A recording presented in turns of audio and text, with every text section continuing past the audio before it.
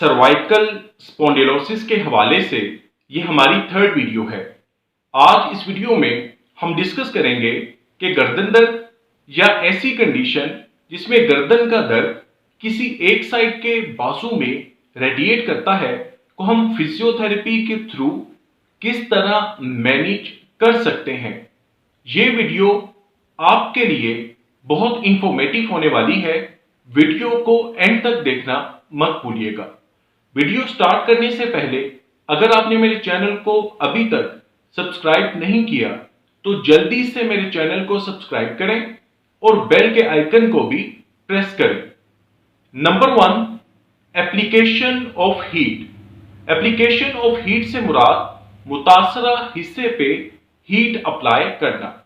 मुतासरा हिस्से पे heat apply करने की वजह से ब्लड वेसल्स डायलेट होती हैं, ब्लड सर्कुलेशन बेहतर होती है, जिसे वेसो डायलेटरी इफेक्ट भी कहा जाता है। मसल्स रिलैक्स होते हैं।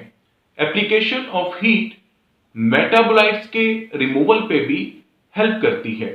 मेटाबोलाइट से मुराद the intermediate product of metabolic reactions जो आपकी बॉडी में हो रहे होते हैं। Application of heat 10 to 20 minutes के लिए हो सकती है। Number 2, posture modification. पोस्चर से मुराद the attitude assume by the body. It can be good, it can be bad posture. Bad posture हमेशा गर्दन दर्द को प्रोवोक करता है, ट्रिगर करता है, गर्दन दर्द को बढ़ाता है। जैसा कि गर्दन दर्द के मरीजों में प्रोन लाइन यानी उल्टा लेटना स्ट्रांगली डिस्करेज किया जाता है, सख्ती से मना किया जाता है। फॉरवर्ड हेड पोस्चर भी स्ट्रांगली अवॉइड करना चाहिए, बिकॉज फॉरवर्ड हेड पोस्चर या पोकिंग चिन पोस्चर गर्दन के C5, C6 और C7 वर्टिब्री पे स्ट्रेस कॉज करता है। राउंडेड शोल्डर पोस्चर भी गर्दन के पट्टों के अपर फाइबर्स में टेंशन क्रिएट करता है।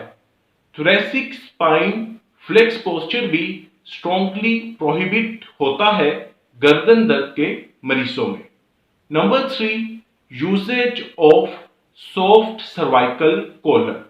रात के वक्त सोते हुए सॉफ्ट सर्वाइकल कॉलर का इस्तेमाल ऑकवर्ड स्लीपिंग पोस्चर का गर्दन के ऊपर स्ट्रेस आने से बचाता है। नंबर 4, सॉफ्ट टिश्यू टेक्निक जैसा कि फिंगर नीडिंग। फिंगर नीडिंग गर्दन दर्द के पट्टों में टाइटनेस को रिलीज करने में हेल्प करती है। फिंगर नीडिंग गर्दन की पेन फ्री रेंज गेन करने में हेल्प करती है। Number 5, traction. जैसा कि हमने डिस्कस किया था कि सर्वाइकल स्पॉन्डिलोसिस एक ऐसी डिजेनरेटिव कंडीशन है जिसमें गर्दन का दर्द due to nerve root compression यानी नर्व पे कंप्रेशन आने की वजह से किसी एक साइड के बाजू में रेडिएट करती है। उस नर्व रूट प्रेशर को रिड्यूस करने के लिए, उस कंप्रेशन को डिकम्प्रेस करने के लिए ट्रैक्शन अप्लाई किया जाता है। Number 6, hold relax technique. गर्दन के पट्टों को लेंथन करने के लिए और स्ट्रेंथन करने के लिए होल्ड रिलैक्स टेक्निक अप्लाई किया जाता है। सर्वाइकल स्पॉन्डिलोसिस या गर्दन दर्द के मरीजों में ये एडवाइस किया जाता है कि अगर आप साइड लाइन यानी करवट लेके सोते हैं तो गर्दन और कंधे के दरमियान एटलीस्ट 2 पिलोस यानी 2 तकिए गैप को फिल करने चाहिए।